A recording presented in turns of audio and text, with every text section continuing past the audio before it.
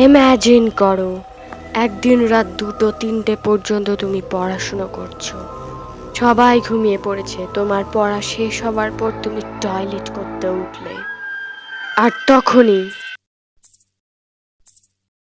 আর এই সেম শব্দ তুমি রোজ শুনতে পাচ্ছ রাত্রিবেলা।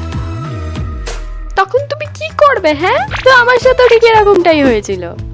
তো hey guys, welcome back to my channel. আমি সুদীপ্তা। তো কেমন আছে সবাই?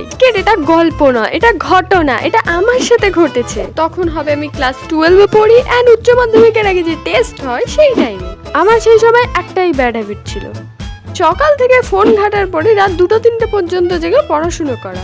ঠিক সেরকম একদিন সবাই ঘুমিয়ে পড়েছে, আমি পড়াশুনো করছি, আর ফাইনালি আমারও ঘুম পেয়ে গেছে। আমি টয়লেট করতে উঠেছিলাম। আমাদের ঘরের পাশে একটা রান্নাঘর আছে আর তারপরে বাথরুম।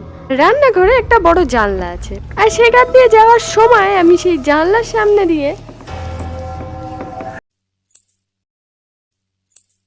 ঠিক এরকম টাইপের আওয়াজ পাই।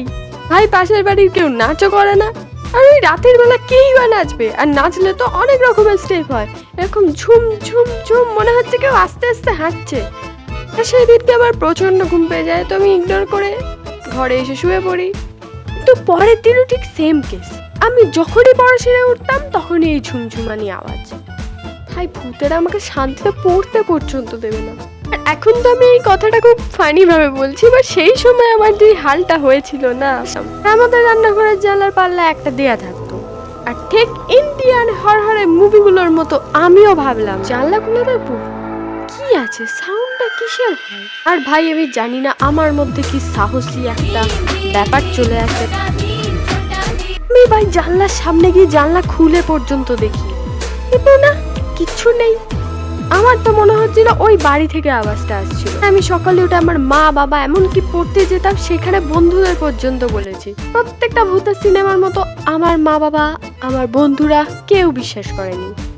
তারপরে ফাইনালি মনে করি যে রেকর্ড করবো এন্ড সবাইকে শোনাবো।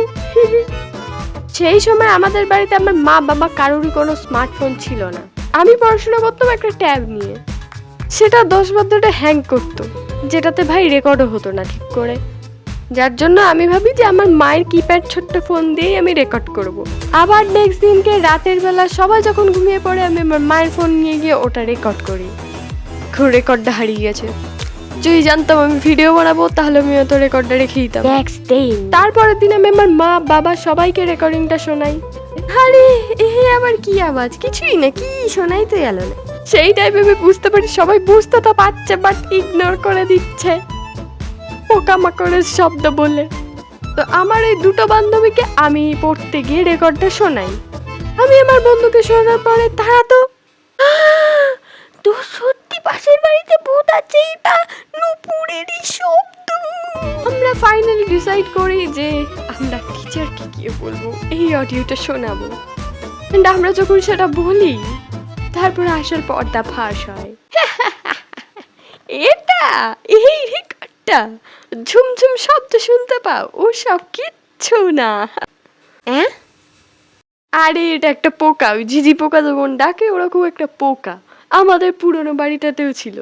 অ্যান্ড দিদি ভাই আমাদের সেই ক্লাসে বোঝায় যে এটা একটা পোকা, অ্যান্ড সেটা এমনভাবে ডাকে যেটা আমরা শুনতে পাই ঝুমঝুম টাইপের আওয়াজ।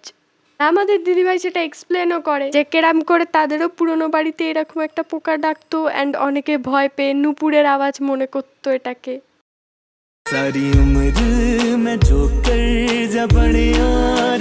আর এর পরেও এই আওয়াজটা আমি অনেক শুনেছি, শুনে মনে হতো নুপুর বাজছে, বাট ওই পোকা ভেবে ইগনোরও করে গেছি, আর ভয়ও পেতাম না।